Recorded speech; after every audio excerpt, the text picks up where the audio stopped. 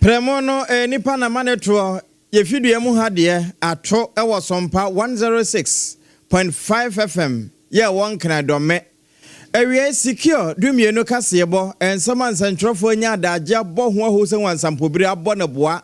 ede abeto semufo anim na wasane nyina mu a edi aso tie na ani wanso edi ne hwe no ene ede to se dumienu kasebo efiri Sompa fie efra ne secure kasebo na ewie efiri Sompa nkran 106.5 ena masantema ya atum Sompa 93.1 kumase ehwa dabraka eno krona ewa iko 100.9 ewa santema mu adamfo pa radio Paris France abrochima mu ehonso ye live ensane nyina de ekoho ebio Sompa 101.1 ato mantam takwa ena afi ahenkuro dadam ho no takrade Sompa 103.3 uduru sunyaye buna henkura Sompa 98.9 laji be kwa na abro sanum eho night market ya eno achi do ma henkuro man masase paso eno so ye bono kro na Sompa 101.3 uduru bono east na po fam atachima ne ahenkuro no Sompa 106.1 ena nkransa Sompa 90.7 ensami nyina no ye ginamusa franka ewo decoder no so ehonso kwa onse kan baby FM stations no wono ena fe Sompa 106.5 FM Facebook ensam ni nyina etwagu obetendo wadwenkyera ba betato na onso onkanto so odi apia no uwie a manya pesa menkomitie hwe na wama ofoforo anya bi ena broni frɛ ne hye no ensam awie esonya yede ba no bi ene se abana ye nhyehyɛ na nhyehyɛ no Sebeyo na woman yesikato ebetimi agina na wobenfo na opoku agiman wode afuto bi amatimamufo. Former Director of Ghana School of Law wano so tunanu mutuo atresa Mama Gertrude araba tokonu ya suspended no annual central phone shemudie ya wo Fred wo hu fasodie biada ye debre no yebekwa asante mantam mu papa bi wono ankasa dwono wo fa asesa abe ede ne baaye yakwaji mu nkyeremu Jera harina edrusu asha akyerɛkyerɛfo bo titru wɔno ma ekɔpekete ye no ensembe na wɔde to wanim sanso na mrashidofo wɔn makwa setena amafo fida wodo bi wo hono mu a ensakraye abem ukai honorable Sarfo kantanka ni awosu otua 5000 ma assembly members are still want to abeti ano no ne ho nsɛm wɔ ha ne ene ma me jeno poku agiman kasa wie no ma me jemen sanso ho nsɛm apie na yewrasi edu nkatia ena eka asem wo so waye den ye de ba okase enum onmonya for Lazanda afanyo marking ena eka sai wase no won ye pa sa ba wo betena konya so deda na won wo ye arefanturum ntumra no ho no wo makoma no atum na yebekọ eye ajan akonu ena domli ewanzema east wo manfo osu abobo ya ene pragia ena wonde ayi ambulance adentia the entire se o baba wa e wo so onya secure sanitary pad na adoma soso mu no wa ye secured e wo bra wabu nsa anase unye ntwabra eno nso no eye ne daniel dro tatahwe nti wonsan kan bia kan ho na pebi mama excellence cosmetics kumase on na ajeton Ghana haba bia e wo ho na nye ono nko endpoint homeopathy clinic ono e na akọ ho a entini ene jonsotwa mu a wotwa mu nyina no wo waduro ya woyo eho na akọ atimi ka se I'm free wo madam nti ena wiadu mienu kase no akenkanfo baasa yeje agwa yede sommo triple A mine ajapia apamdada awia mene anuanom akosia eje wakwade boati ena OBREMPONG-NANA KWAKU AMPOMAH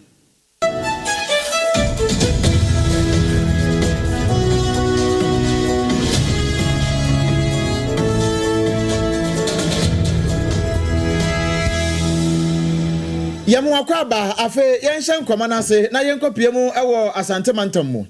kroba ako ya efere se kunsu ya ewo ahafano South West mansini nu emu ne ayate na se papa bi wono wankasa ne wafase na yenim ne ekoba wona ne wafase ne ntam ene yese wo mu kwafuo mu ana wo koja na fuo mu ana se bia wadada no ene wode ne ko se o yenkwa na kwhwe ade ma me na akwada ne so di na chi o ene ya wadwo no sabe Chasa wanyoma na papa ebusia ya no adwane e Facebook. Sompa 106.5 FM Accra. Sompa 106.5 FM Accra. Na onso oba behenia ekoso ade wadwenkyere ede atoso ede abanam panisi asem yi ne ewo kwatan ne ewo batan ne ogina ho ne ya no wo no ene atentrodo yenkwa ahoma ne so na afa ne oto yankra ede free afa no ene ne mpotam Ebenezer owusu ansa ene no enkobo asem yi emu enkomo eben ma hai no hona mu tisan yo ya me ademo me ne Awurade yeso ye ho Awurade adawromanti ni ayeye won kran ha ya tie nie sabe wona wanim yenu ya ohene esantam kama pa udidi akire anso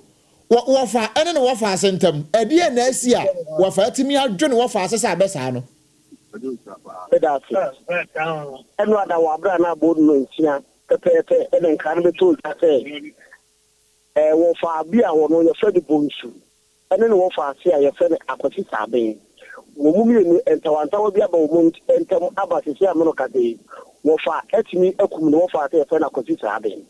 na ne nyina ko ba ne se asase kakra ewo ho ena akwakoya apede ye wo sa abusuo yi mu entam na no na nam so ma enu ada no entiri waso eba sa abusuo yi entam na wofa ase enya abotre na wofa so enya abotre wa bra wo kopi asase no ekoya kasa nya no baba ye etiano baba ya ne kosona no obi ahu de ehu ya ne se kan etimi apie wo fatima tete enya aten ketwa eno achi na wa bran so wo fanzo so se kan ni kan sa na wo so akwa press wo so ntia tete no wo fa tete kan se kan entie ka ho bi no wo so e ka de se kan wo no wo fa ne ma ka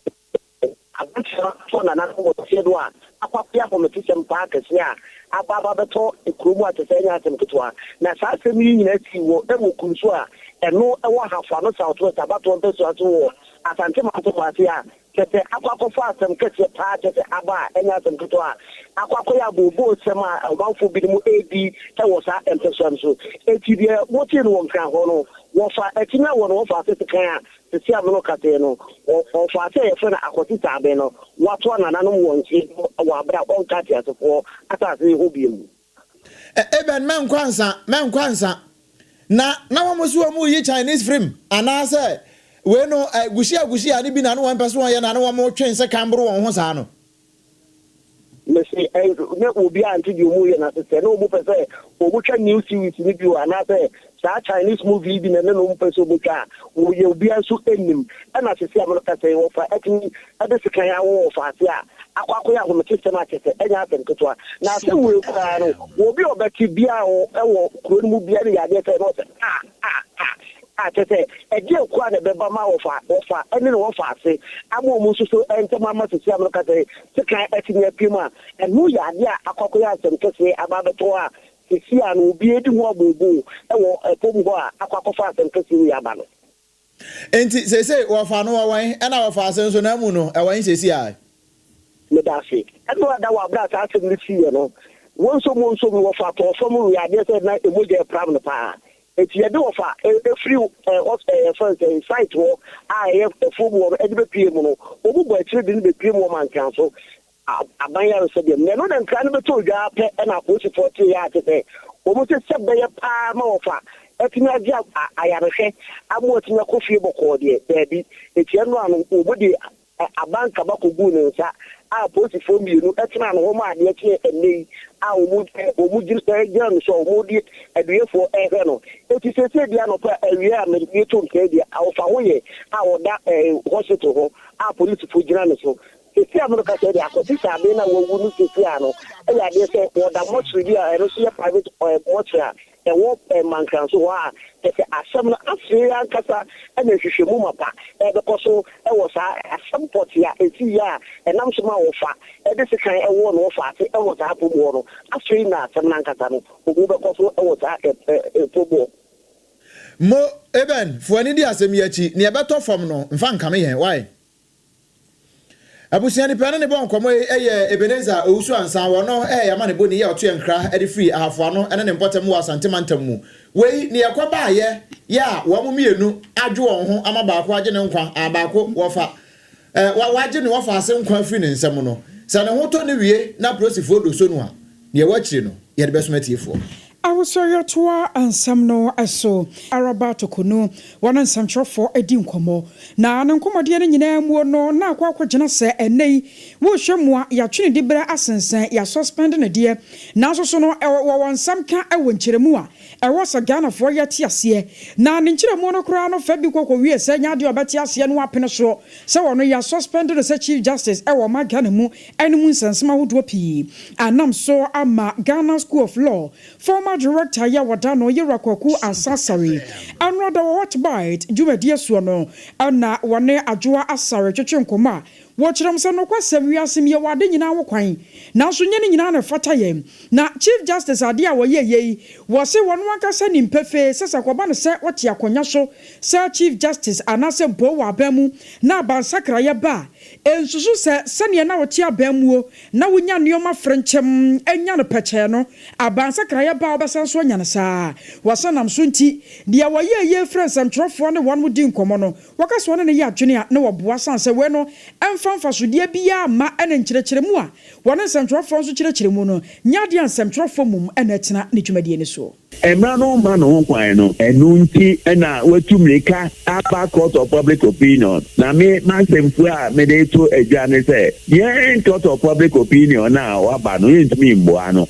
ba waba no ehu ni mfaso na esan so chief justice nti say nka oba kra ebi say wo ene onuanu ma ne wo ye adwuma wo na munya atem wo court na say mo ko na mo say Ghana court say say keka na we dey mi hu bi da enye chief justice na say so kan sa dey no system no apro a so hu say na system no apro na system no ye so a so hu say system no ye so kan ni say obi the petition akọ ndi say no me wo committee ministry ameka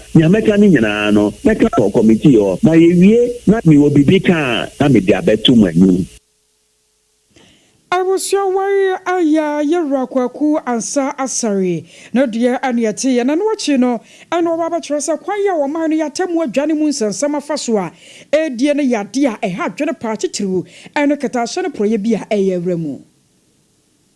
Court no ya jinsem bribe no ya dos dodo ya jisu bi G bribe mama yen fix system no bia ho ato no wo court na judge G bribe na ade a pita no judge say kokko a enye etiamra etia nyamisro nyamise man enye ta mama yen fix judiciary no ye na bribe and corruption no enti ho enti mi okra na mom wo mu diewu na wo mu jai na papa na ewo no bonifo no ankofore wo moma yenka no bia ho ntono corruption enye the politician eje enye lawmaker eje enye sanso na je oji bribe enye moma yenka. I was your care former director at the Ghana School of Law, YEBOAH and ASARE. Yefri yewura ASARE de esu a wono futuo no wode ma yebewuram ewo mampani abedi akire na boboa no wo benfo nana opoku agyeman jenka ne den ho na maame de futuo bi ama bra enura nhyiamudie kase bi kɔ so a amamapa ekokohia mekire Ghana Civil Society won mo forum ase ene wode beto so se Ghana babia yeduru no ebra so se yebegya se ye ne yafa etafra boto na yede nam bruni kokɔ na maso na yeyelele sulala ebewie no wode ahekura na bemaye a yemeduru fie na se ye brogo kura na nane na de nka wase de yenso no yentimi mfa nyo na sabi obeboa mo wasu no enti se wa wasu se wa wasu otimi gyae kura ehwema ne yeye ne se honti we ye nkyerɛkyerɛ ne kasakira ebematimamufo ye hunu hia se ya yebebo ye ho so na ye gyae niam ahodo ye kai free broni kurom na ye de babɛhye ye mayimu ma ebewie na akoda ne border ne asema maye no na de yewo yem ye ni nso na enu achi ye na de no so na ye nyamfa so papa bi e de afiri so we no de nkyerɛkyerɛ ma se Ghana Revenue Authority grafo no ya hye won mo so omayimu won mo ama yentimi nya esika boto no tompempam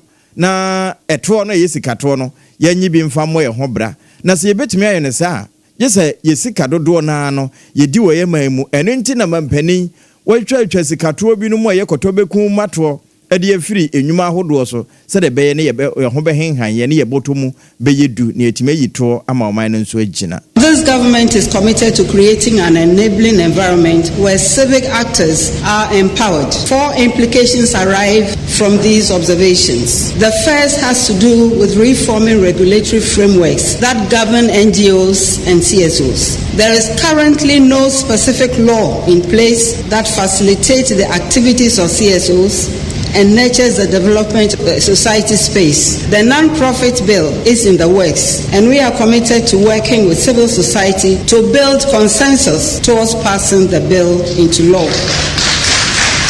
2, creating structured platforms for government civil society dialogue. This government has shown commitment in building citizens' actions around key reforms. Eno Ghana mempeni abedi echire wabenfo jenana opoku ajeman ena ate se enira ewo Ghana Civil Society Forum nase wodi afutu ema Ghana fo wodi afutu ema wie ya pe ena afutu no ebidi kwama amra sebedwafo titru no wono efiri sima mentifido na wono amra sebedwam no yefre no odin kokoso no afutu akwade ama won we eye no odin kokoso a ewo 9th parliament ewo oman Ghana mu enrada ena wono epa wonjumade nyina eho entoma ena onwanyamfo Alban Sumana Kingsford Bagben ask Bagben na sebedwam chiame hene wegina simpie ni apaso no watu wonfo no chese no kre mabaya mo babaya adwumade am oman Ghana eni titru pa wono mo a esoma mo se mesi wana mu ewo mra sebedwafie no mo ma wono makoma so na munyai se me MPP ni me NDC ni eba ne saa na wo man na ni suade hu no ene ne enti a wo manfo no to abade ma mo se mo mra na wo mesi wana no na mo yi ni ho sa na mo yi ni mokwa eno na wo mpese ebekoso eno nti wo de sa futuo we ade mani nuanom ne wo fa asefo ne manom ya wo no wadu on so chiame ya wo mfisrement fido se Wamu bay, wamu nyina munya adwumade nya adwuma beta emfamwa ema esrem ehonso entumpon. I want you to continue to drive it along non-partisan lines. And so I was surprised that in trying to introduce the leadership, I had some partisanship candidates. That should be the case. Once you form in this caucus, there is nothing like NDC, NPP, or independent. I gave you an indication of how the earlier one could not function. It was not only during the conflict, but because of the composition. Eni ayati ye ayamra sebedwa mu chiame hene onimnyamfo Alban Kingsford Sumana Bagben Yagusoda Genoma Ghana Mrasha Bridgefie, na Mrasha for one more aqua setana ama setana ni mono, Wakwaja to my sacraye, Adia former Ghana for fear I would draw ya ye ewo meimu. Na de dikano one more asha say, Sunny a bernable to me a boama Ghana no a forfida would be ya ye bedi no chichiru ebekwa si. Memenda no kwesi ada so na fe ama forfida no aye de na ye nigye ntino abre bi ada forfida besi se ye benada adwoada anane ye wada so no empanyufo se won matwe ade akwakɔhye adwoada anase efiada se ne ye be ya memenda no kwesi ada na be kan se holidays ni weekends ni mu batwe na boa ma Ghana fo ye nwatumi atoye ebiem won masanso aye nhyehyɛ ye biem ade aba se sa Founders Day no a ne yenim se Esha September busumi bia no de to so aduanu baako ya bandada na penso wo mbese sano ede ko wasana busum de to so 9 August 4th no wo masanso adan ne biem wo modan ne no a no masanso de akọ September busum de to so aduanu baako no a sanse eno no msu se eye osagefo Dr. Kwame Nkrumah na woda ya the Founders Day show no mu a ebetumi aboa ye afei mrasero jo force anso agina won mutumi so ye nuano mosremi force ne aban no hye ho bo se wo baba tena konya so de afofida be kai de foto no enwo de ama wo mo no wasanso aye no sa pepepa ne nyina no aye nhye sonko nei mrasero jo for kwatena se no wage atum na ebra ye ramu ntaka Mubarak mantripu A anasa mantripu M wakasa ewo mrasha bejafie no wono echoche nsemu sane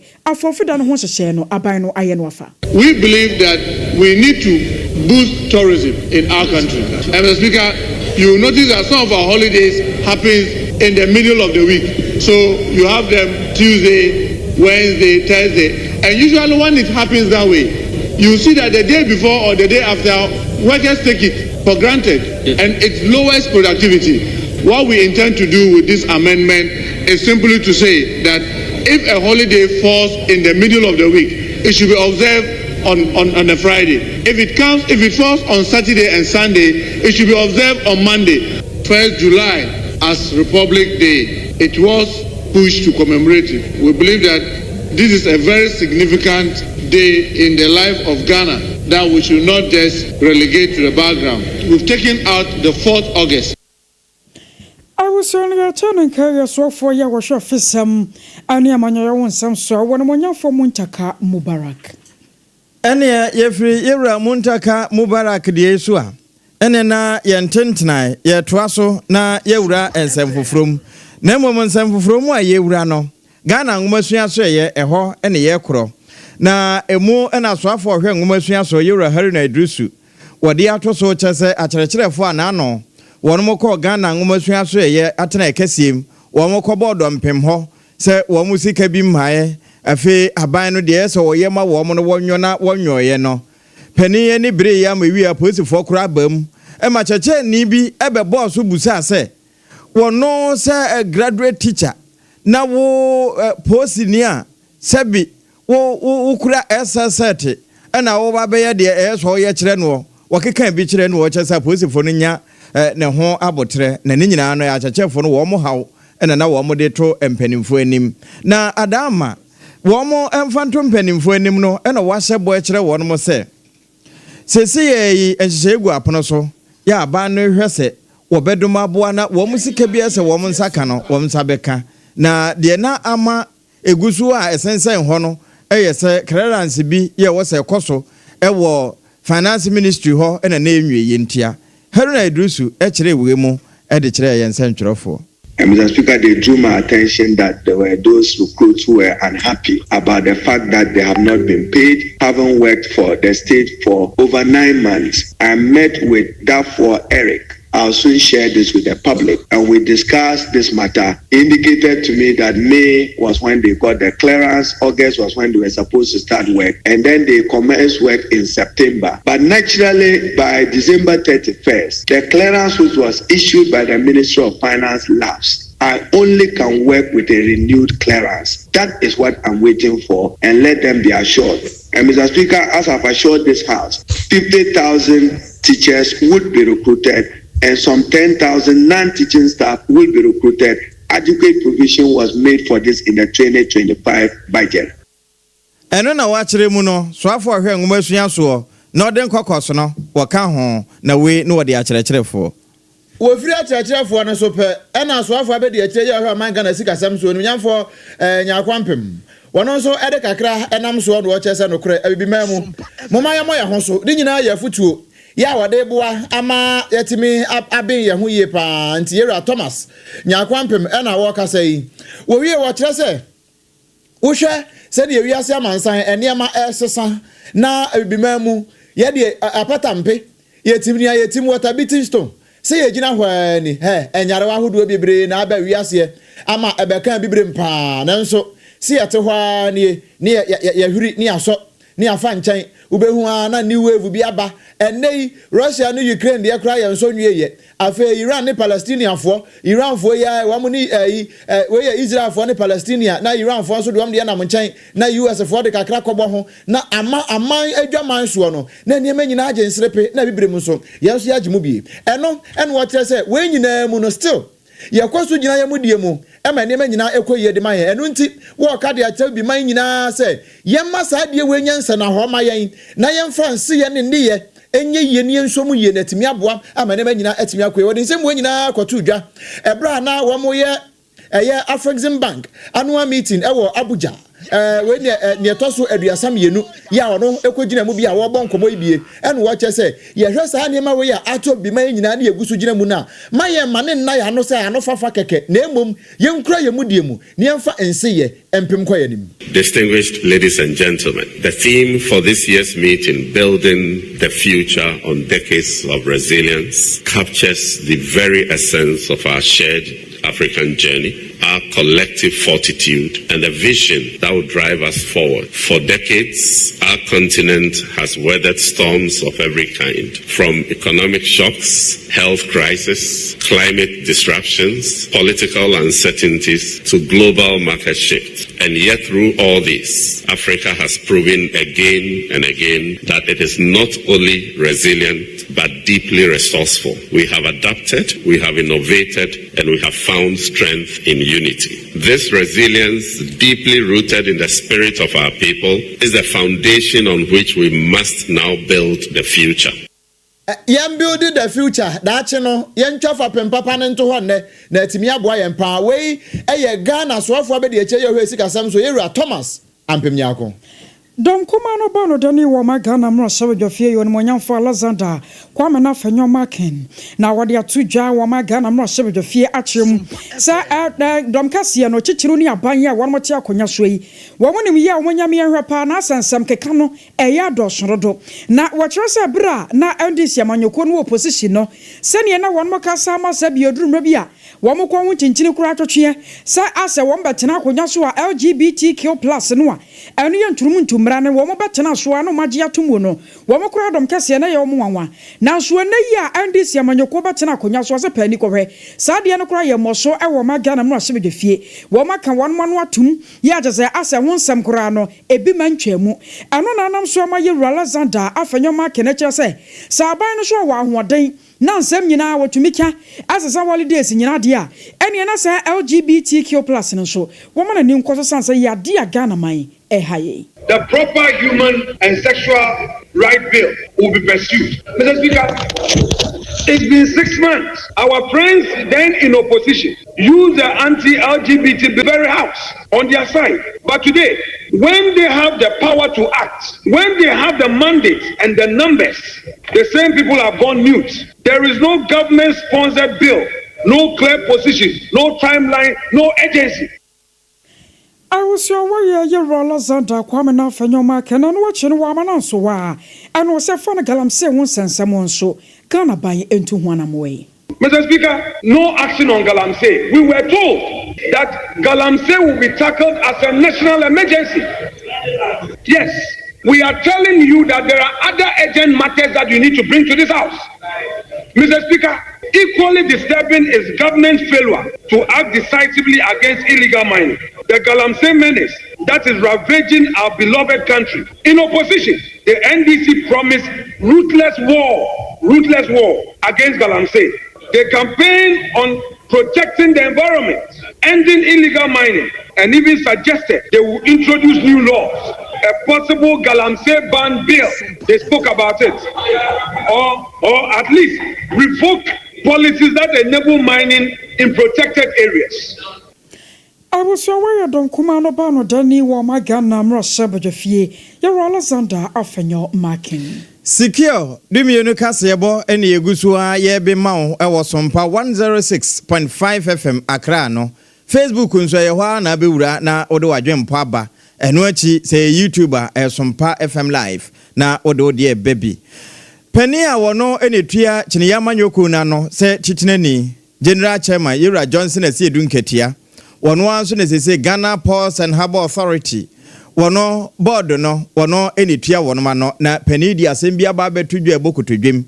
wo se ma meje mensa abato komisa ne dwumadie ya wodi ewa abato ahodo a yatotum ene ne mpanimfo bi esunu wono mo ban se bi se Ghana ye tenatena ho se ye be samfofo ye ne bebe ho so no na adane ye kwaye ne se hunti wo ka ne prindi a kire mpanimfo se wo mo ntua na mo bia se wono mutuo na wo mo mpe ni papa Ghana for betimenya hotoso ewo wo mumu na wonfa wono mo enhye abato komisa na wonye adwuma na moma meje mensa ne dom de yentu wo mo se banche na enwuma eda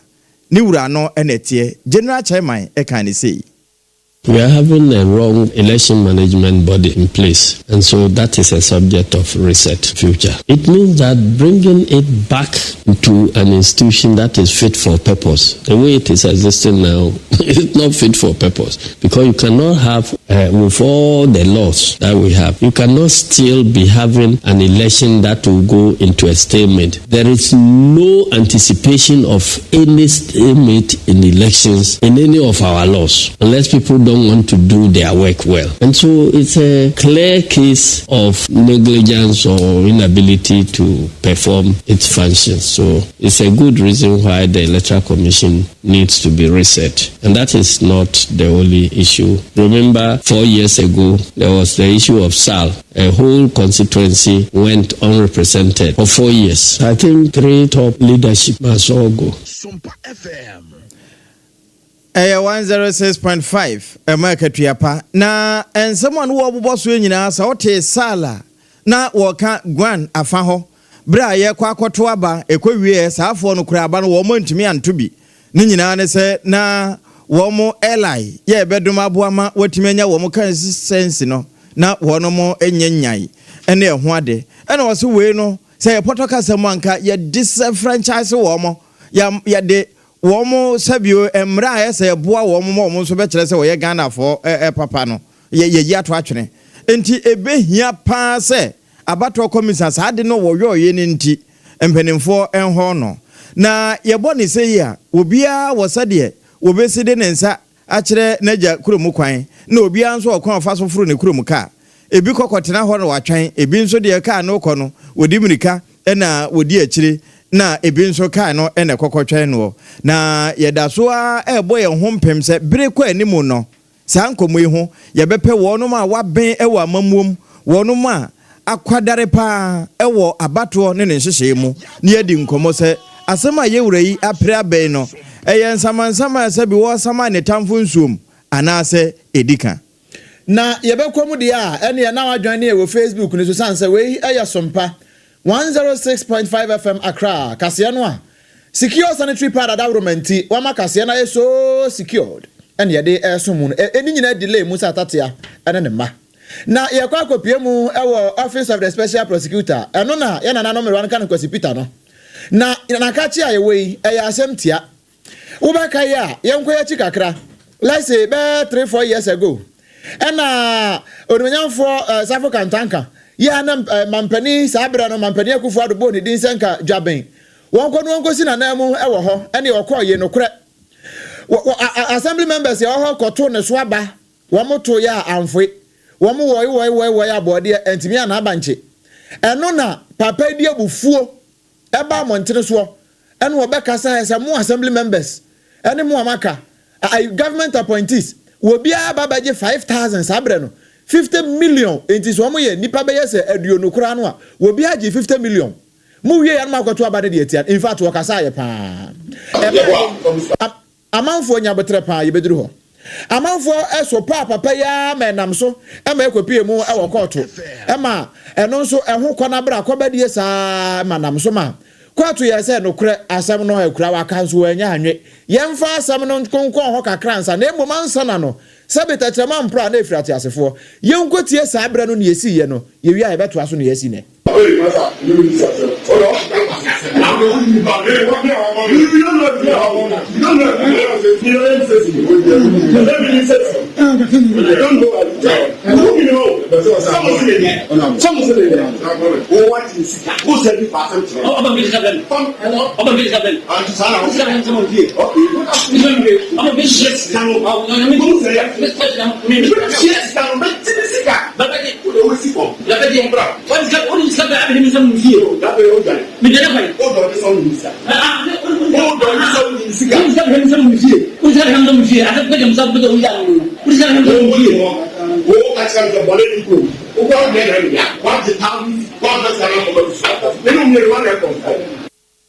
Wahunu enti we ye ne yakọ so sabre no ema enam so ma onu wo tua 5,000 am assembly members na government appointees one mo se ju 2,500 enti sa de no kwa obo ho ka be se ne ho ne ho eno na special prosecutor what yesi asem no bi enu asan koya appeal say wono ankasa ba bonten adanse e ben na se adanse trodo a Sompa FM for akọ machi akọfa abai na se still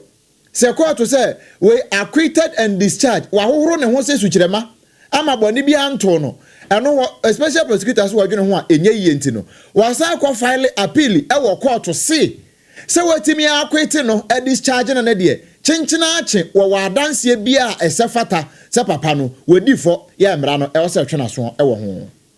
from Tobacco Bona Wutia for Sompa 106.5. I was a toa and some no so. University of Ghana Suapono, woman the Krata appear drama Dean of Student Affairs. Professor Rosina Chomatin and Anansa Eshasie. Krata no Chomasan and Sentamo number Bamania, a Chomasa COVID-19 Yadian one in himself. Said the Tankwancha ya ama addition for binuma one more gentier, our University of Ghana Suaponi Muno, a bimo and Yenya Yadiani Biayaka say. One more AJ Ayarishe, and I'm so a mampany for a diaba a tresse, Sunny Yadian was Sasia a tratre, na a manimuso I was Yaponi Muntino. Now what when you say woman the shares from Kokura a guaquem, a be a social gatherings a what war, but they say Bianca addition for an event to be now one munina shiamu, now one mubon sirie, and a dear caca one a sadian in one more chum.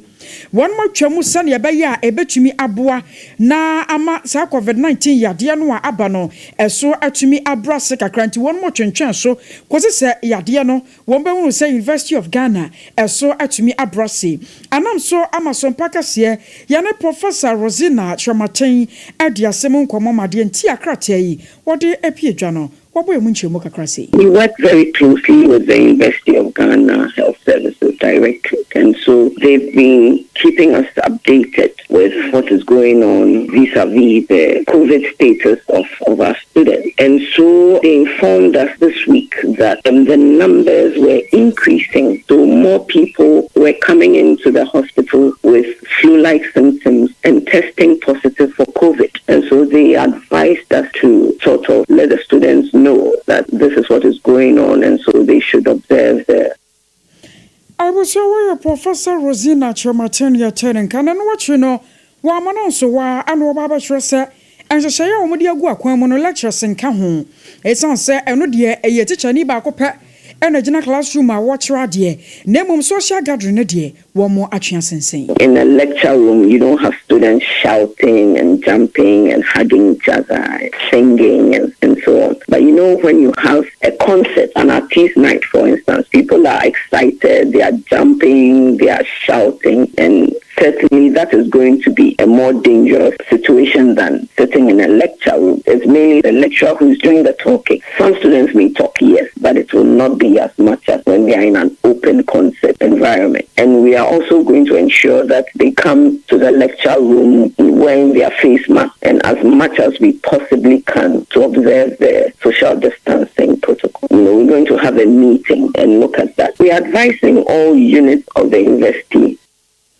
I was here Professor Rosina Chomatin, Dean of Student Affairs at the University of Ghana. Na Anumona Ghana Health Service, one was so idea Piedra, one was Russia power to Naya, one Macanamu, so one say Yadian Center, Trasadi, Yasaman, some Rebia Chomu, a unity and the answer so one Basra Ghana force and a social distance no, Yansamania Jumabim, na face mask in Yadi, Yanshasi and Shishe. And here, Papa, or her Ghana Rasaba Jeffia, or Muguso. Ya wa mo hwehwa won mu nyanyaye na Yewra Johnson asedun katia ade to so say Jemensa and other officials must go. They've mismanaged EC. Onya boss asemi so e wo ye kase mu no na entem ye se ye mompini Dr. Duncan Arthur wono eba mamuo mu a wabe mu pa na ye musa ne se enkomo a akwoso no so obekasa esese bio nsamansama esama ne tamfo nsuom anase dia na edi se maame no ye hon wone wonum a eye adwuma no Dr. Wie Sompa dumienu kase ni ye mo ha mo akwabo. Hello Dr. Ata mahai yeah papa jo na eba amamuom ne nchechire mu amabobo anu boko de Yakupon Adam Yahuye, Majida Mosumuye. Yamiahu Yamobo, yes, Sompa. Na a redia, Yefrawa, ye brow. Yewra, Johnson said, Dunkatiase, Mammy Jemen's and a pamphlet. Yen you woman free, Womujuma dear, Womudia say, Electoral Commission cry, a son said, Womujuma dear be a one moody D to say, Abrecuma North, Nom, and Nessa constituency, a drew baby a battle cryama or man to be no. And such a easy, yes, sir. I said, me would ya wabno, Mamum, Musamu saying. Yo, Medas in a Michewa free now. What you can Mamanka there? Politician. I did yell politician, Pedoyan, Obotumwaye. the only thing a politician into me yapɛ either obe change ma ɔbaa wa bɛyɛ obɛyin ade bia politician to me yɛ nti sɛ politician de ne si ho dɛ obeyi wadi wɔn bra wa adwuma mu ɔno eyɛ dɛn obeyi wadi dam na ɔrekɔ do wɔ yɛ man yi mu na me gye no so ɔmmoa na yɛn bisa dɛ nipa na ɔrekasa no Honorable Johnson Efedu Nkasia no ɔno ne ho na ɔyɛ obi a party no wonyim no dɛ ndc wonyim no dɛ ɔyɛ grassroots ni a wonyim fiti revolution time a mɔdɛbodu da no mmiri a yɛwɔ mi wahu moye wahu mo waba aban mu da na wakɔ position da nti onyim party no adeɛ ma ɔte na ɔte Ghana mmerɛ yi a wɔgye bɔ ɔman mmerɛ a wɔtwerɛ no dam Johnson Efedu Nkasia yɛ papa yi na ɔka ho nti wayɛ MP so da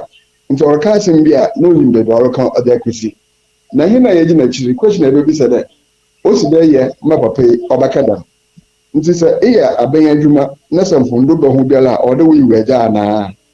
na osiane ma osi wɔ ne dɛm nti na megye di dɛ ɔno so ndɛ ɔreka sei nti ne kasa na ɔreka sɛ na NDC grassroots because NDC grassroots no yɛ w'adwene dɛ Charlotte ɔsɛe a woyi n'adi no na ɔyɛ boapɛyɛ bi na wɔyɛ wɔde yi n'adi osiane dɛ petition mpo a president no gye tum wɔde yi n'adi up to ndɛ a yɛrepɛ sɛ wɔsi petition no wɔahu asɛmpɔte a wɔkyerɛ wɔm yɛhu nipa a wɔde petition wɔde kɔle nso aban no tum gyina do mu wɔyi n'adi nti sɛ dam da na ɔwore de yi mi nipa adi a na no ndɛ mo so ma yi mi nipa adi dam na ɔrekɔdo na am dɛ ɔman no kyekyere no yɛyɛ no dam a ɔde mboa yɛn nti sisi ara yɛ adwuma wɔ radio station yi yankopɔn yɛ wadom na sɛ dɛ ɛnyɛ radio station adwuma bi na sɛ ɛkɔnya adwuma wɔ baabi foforɔ mekɛsɛ awowo ma a ɛyɛ adwuma wɔ hɔ ma ɛfii dɛ nkyɛposom so a bɛgye pii na ɔso da ahwɛ ma na all of a sudden wɔdwen dɛ ɛwɔ aban bi n'afa nti dɛm aban foforɔ bi aba na ɔde wɔ yi wɔ agya ɔno am dɛ ɔne mboa ɔman no kyekyere ɔsan na Ghana yɛyɛ nyinaa yɛ ɛda nti sɛ mɛyɛ adwuma wɔ Ghana na mɛyɛ ɛda ɔno biribi a ɔmo ho kwan dɛ nkyɛ aban foforɔ bi ba wɔyɛ dɛn woyi mɛdi ekaya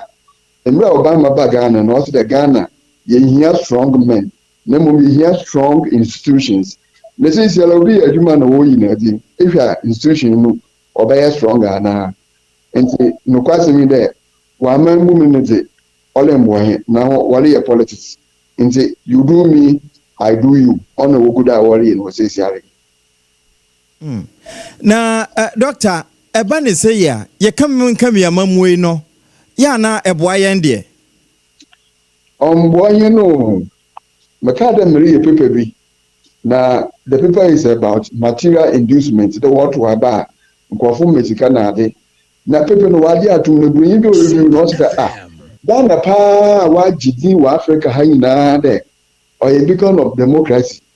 ɛnnɛ what to aba a wɔtum wɔn mmesika mu ɔyɛ yie ɔnta ase nti idyllic situation bi ala nye Ghana obi di ọbụkwa akọtụ aba ole yere ole njisika na me say am no so ɔreka no wom obi mo hɔ a wɔn njisika na wɔn a wɔn njisika sɛ ara no wɔdɔso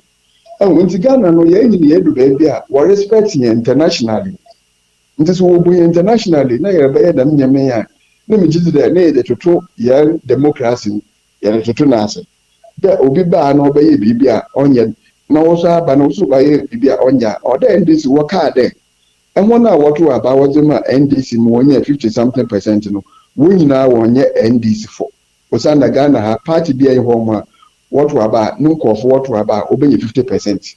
nti nipa dodo bi fɛkyi na wɔto aba wɔdze bɔ Ghana osan ebi a ma wɔyɛ ebi a MPP fo yɛ ebi a na ɔnyɛ nti na wɔto aba na wɔdze ma NDC nti sɛ wɔso ba na sɛ adze na MPP fo wɔyɛ no the same thing also by that we use Charlotte say nti wo so ko yi genmensa eda onu da man ko funu so oba fo wo adwen oba ndam so ombo ahe oba ndam so olembo ahe asawman nti se Ghana fo anya confidence wo eyima NDC ma NDC grassroots no order what I said John Mahama also the obey research no ye chede ade na kodu baabi onye nti san so ahe na foforo nti yɛ foforo yɛ mi si ebedi obi ne de a ɔde yɛ yɛ tim ɔde bi obi de bɔ NDC na ɔsɔ abɔbɔ obi ɛtim ɔde a megye de ɔmba mo Doctor, ewie ye de wase pa foforo bia ebetwetwe aso no ye bebo opunum ne nim se ebom so abehine yen. Medase.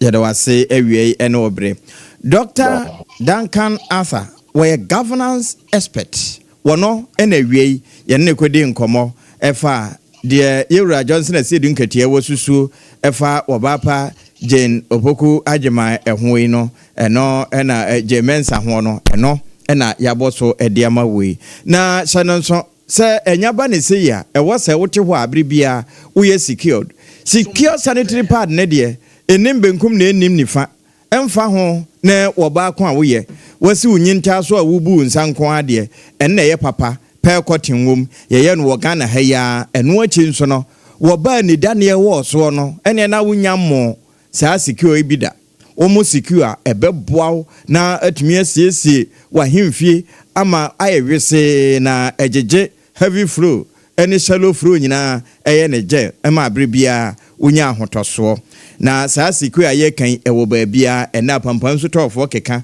eno ena wo mo de hyehye dwa no mu a ema wo mo nya dwa pa enti baabia wo bia wo ton ade a na wafa bia frem mama excellence cosmetics kumase adum pz ho ana kwada so taxi station ho Sompa pharmacy dadem ho nso wonsa ka won a wo mo ekuta yasene na kasie ye be ema wo ewie Endpoint homeopathy clinic ka ho eye awotwa mu yade awo na yedi twa opo a ana wo de no jonso twa mu na haw no wo eye ntini mrebo ana sesanum ya na odwani a kire wo mo nchen na wadom abo shall signboard eno ye enkrandia was Pentes kwana so na efe kronoma bo hia kuma santimantem mu ho na wo mo bo adwuma so no ukọ na ye hwe wo se tie bia odo nsa besi obo na waka se am free na se ebase atika yare hwe a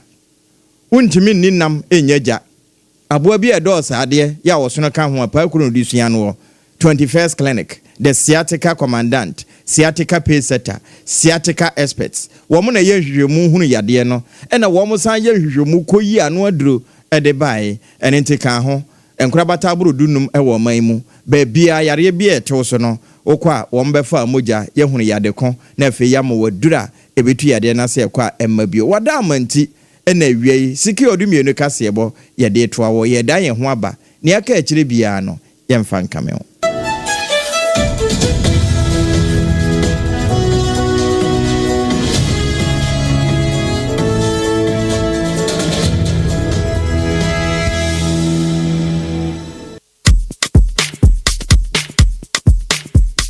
KWAKU,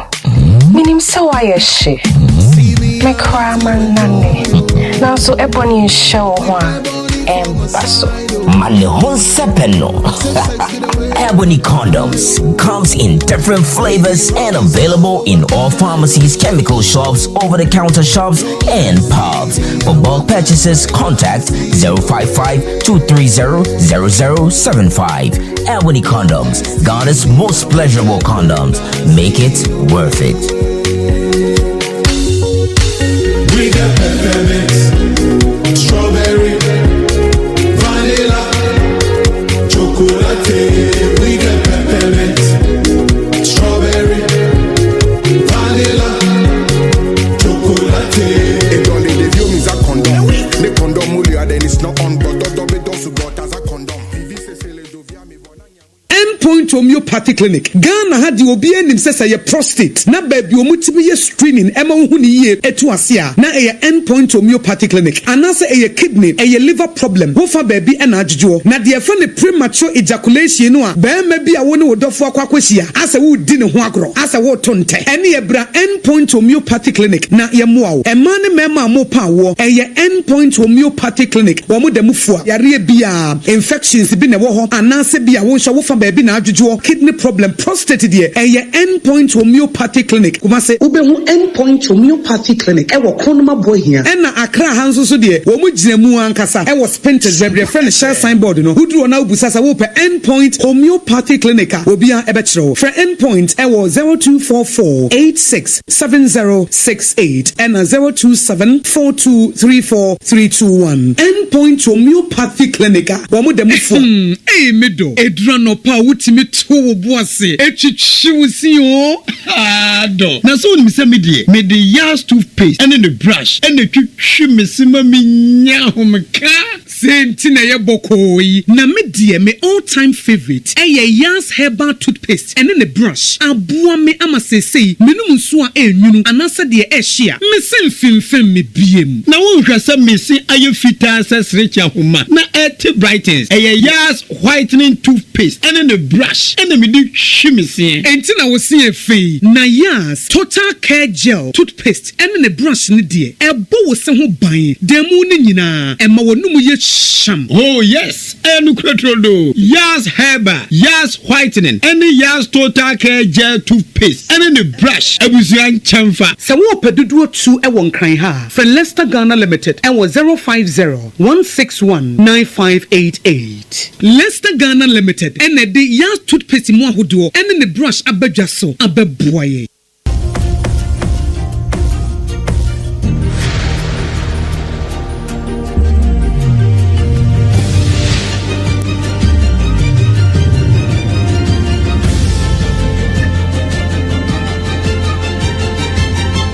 Sompa TV Emma Akatuapa. Asam no nyina na waka no Sompa Emma Akatuapa pa ampa.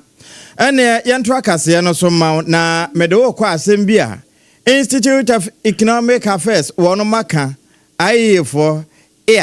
na wono masam a wo maboso ne se asem bia koso e wo Ghana ha kama ye se ya adwene nyankoso esan se wono matete se talo ayel wono mo kontraja wone abane koye no anka 2036 na wu nanso enya de akomra se badwafie amanna da so bia ba na se mobo bia ba ho wono mo te ya ne se abana se atom e de 2040 no wo mo se ehene ha we de e wo se komre mpa ente sa yentwe mpanimfo abo so na sa asemi ho e na yewura Samson Adai wa bempa eba ya ho de niemu a we energy expert yemusa ne se de ayefo akan wo mo dika ana sabio yemo wo mo nsem no ntungu yewura dai ewie Sompa dumienu kase ne ma hae so na asema ayefo de to sui papa yenyina wo machi ana yemo wo mo nsem no ngu mamitia ekefo wie eye no kra ese eje ayefo kano eye yegyina mochi se de be ya ereboa oman no na ama eye contraja mu besan mu betuma ada ho fan na eye parliament so timi akuchikuchi mu ahwe se eye contract ni bibi ho beboye ana bibi ho no be ko atia ye ma yen ko san wi na fa kire eba na se ekoye etwabem ayi contract ni ebe kuya na se ebe han na ekwase o we de se ye no mo mpati for the science ye timi nya hu bibia nche ko parliament a eye parliamentary select committee on mines and energy no ebe tena se no ma hwe ehun se ampa ese eye sa concession sa block no deep sea there no yen fan kan mo na talo nso omo wo mfidie omo wo resources omo sika omo nimdie so betimi aye atu amaga na so ye chepe wo mu yetimenya anya ni ya na nti ade a aye fo no ka no atin se ne kwan so a ese yetimi eta o machi okay na sade nanka ewu 2036 na abane hwe hu se wo mo adwuma wo mo yo no so ani enti wo se entoaso ba se we ntoso ana se obese ntiase nwoma na wono mo koe boni aba na ye ne sen usha eye contract sen mu a eye wo se eye a company de bia na se eye nkofo bebre atimi edi aban akokot international court for judgment debt ama okwa na omako win case no na afi akọ edi atia yen na afi nso no eye parliament aye emra abra ye hwe yewra woyomi ni case ba ye se odi duma but duma no anko parliament ama ekotua aye ka se sika etua no na enya no kwan so no efi ho no eye Supreme Court ASIAMAH me say contract bia na amount for partners be san amonya Ghana for no say parliament na parliament ehwemu na yehu say dwumadi na dwumakuo no ebedi no man Ghana no ebefa Ghana emra so and answer contract bia be san ya be bro be $1 million no $100 million no say no Supreme Court parliament it sam na we nyina e wo honom na aban etoa contract no so no ade because wo Kalu Ezimoba any share any other big companies be say Kalu no so mo okroma eboa ma investors about the energy sector no eba share wo energy sector mu kina because sa companies we no say conditions na wo okrom no enye favorable mo a ensempa na ombe floor no omufu ko so amu disika twitwi na ko na mo de investors be na continue say aban tina convention mo ama so mbeta atwa so to 2040 na at the part that boy upstream no and energy sector because sa big player to Kalu o kroma twi nyuma bebre na twi nkofo bebre so mo disika be share o sector ni mo yewra dey ewie ye de wasepa na obre foforo bia foforo ye nso no ye bebo opono mo bio let's do that wono aben papa ewo ahodeni mu and we energy expert Yewra Samson Adey kane KWAKU wodi ne dwuma abusia yento aso na afi yenko amanone na yekwa kopie mu ewo Ecuador hoyi wono chese Ecuador abambofo ye wo ho no wono mo ya de papa ene se abrante ba ko a wo ho a ye fre no se Adolf Messias Villamor na dodo na ebo na mera ne se fito yi no kura ne se eba no eniema enye titru pa ne nubone hu dwadi a ene ye wabene pa ono nso ye expert ye fra no drug lord a wabene wo ho na no kura ne se be ye se emfie miensa mu anie wokodi bone se ye bie nubone hu dwadi sa e ma mpanifo che no e ma woda afiase kakra ebesi afi etwa mu no mu kakra no egusu de fiase be February no mu ho sa January February mu ho na wo serve 34 years yan penifo de amano ye hu ya ne so wabu dichi wabu ban prison break ya prison warder for no mienu ena bo ano e ma onam so edwane ye efiri ho eno ena penifo de no ntete saa na wabu ban wie ye pe ena wo call Los Chinorros yeah honso Mexico mfimfim ho wo honso ko ye adwuma kakra ho ne ye powerful e wo mpotam ho nanso prosifo ne bambofo a wo Ecuador say wo mu di ne ntete wo mu declare wanted e de ne yes wo ye fugitive second for yata de ne bi en wo mu di ne ntete saa en wo na kwachi no mkwachi no bonka bi mu e wo underground asase e na yes wo te ena o join Facebook no so esi abe won se soldier for ni prosifo ache no ya ne wo mo edi na baba basa na won chi ni wie ye pe ena mampani ya wo Ecuador ye friend Daniel Noboa o Ghana hankodi Noboa wono won Twitter so wono wakọ Twitter no che se we ya wo mo ache no wono mo a edi nuboni hu dwa wo Ecuador ama Ecuador fo agi di mboni we nuboni hu nyina wan ba chi won nyina na wonam so eto 1 2 3 edi ama wo bibia wo de Ecuador din edu ni boni hu dwa e wo mpota mo se gina yie na bambofo no won ba abusua waso ne yegina na nsamo a yeboaboa no se promtobreka siebo no yede asie na nsamo yede ba no de makoti no bi ayese University of Ghana ampanyimfo de abato dwase social gatherings awodo no wono atwe de asensen nyina de COVID-19 yade a amane muso orumanyamfo nyako ampem a wono eye soafo abedi akire ya ho esikasam ensam so wo de atodwa chese biman ye mo ye ho so na ye nkra ye nsi ye mu emmo ama biman timintumpon ene ye ho so a ye mwe no Ghana mampani abedi akire obenfo opoku agema na eka ne din ho se abane nhye ya wo ye bia no se yesikasem ebegyina ne na so Facebook messages awodo ye ba na Daniel Aban pastor was a plus na se A+ nko ano de masompa Nana Kofi Saviola enso die ne o se bra OBREMPONG ena nso biem dress na de no size o ko mensa pillar 2 and what ne de free o se do me kwa benya constituency no se justice tokonu right pa na new president new chief justice can never help our democracy enti yenhwe no ye pa nemu wache Haji Asafia Mohammed wono de no Nana Kofi Saviola Krono asa de biem ababiem ena watchra se Sompa News no challenger wasanso chia Nana KWAKU AMPOMAH OBREMPONG no ena ne lovely wife Ohema Prissy keke kaswa adie ne Kenke Town hawaba aka hawaba eno se well done no chief justice na ku awoko no konpa ye beboa wo na wachia ma Mavis Hawa Kumsen Rahim ranking the was in fact this chief justice party just a dead and wayo dead nkuwa de woye bi anya de den fast papa ebebre wora Sompa life African town po edam nyina mo ase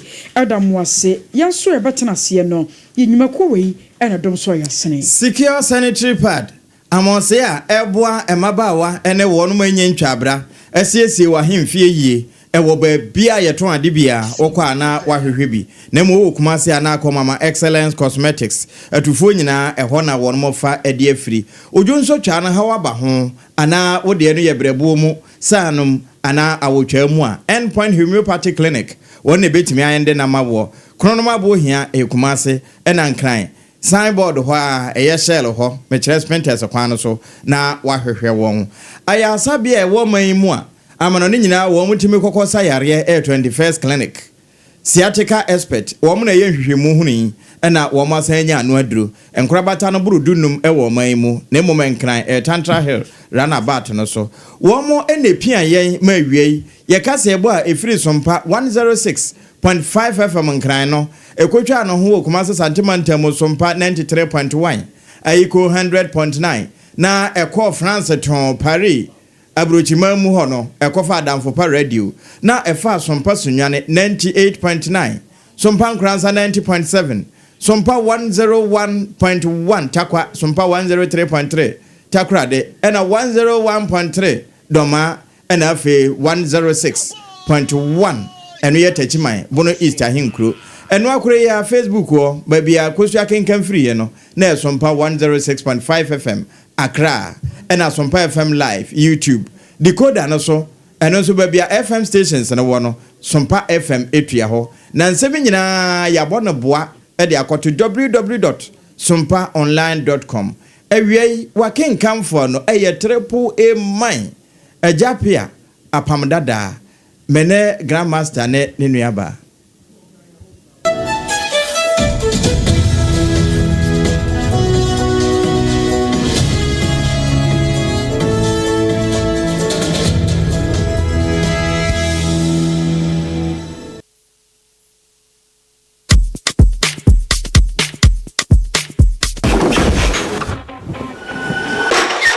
Also need a makeover. Oh, mine clearly does. So we went to Ashroom and found the Como collection. It had everything we're looking for and more. Merchant furniture for the entire home, designed with you in mind. Where's Como collection? Dressing up is just the breeze. Always ready with a perfect accessory. A magic dressing mirror. One look and you're ready to face the world, or at least the kids. A bed perfect for young men who want a table that turns into a treasure chest. And finally, a sofa with this grand TV unit for family time at home. Head over to any Ashburn store now and discover the